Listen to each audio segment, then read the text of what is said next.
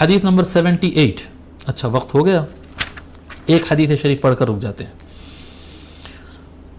حدثنا اسحاق بن موسى الانصاري قال حدثنا معن قال حدثنا مالك قال حدثنا سعيد بن ابي سعيد المقبوري عن عبيد بن جريج انه قال لابن عمر رضي الله عنهما رايتك تلبس النعال السبتيه.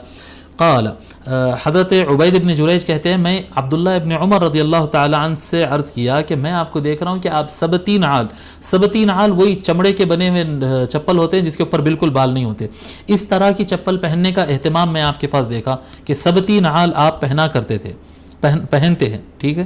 قال انی رأیت رسول اللہ صلی اللہ علیہ وآلہ وسلم یلبس النعال التي ليس فيها شعر.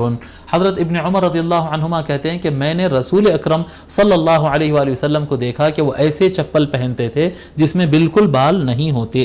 وَيَتَوَضَّأُ فِيهَا فَأَنَا أُحِبُّ أَنْ أَلْبَسَهَا. اور حضور صلی اللہ علیہ وسلم اس طرح کے چپل پہنتے تھے اور اسی میں وضو بھی فرماتے اب یہاں پر خاص طور پر وضو کا ذکر کیا گیا.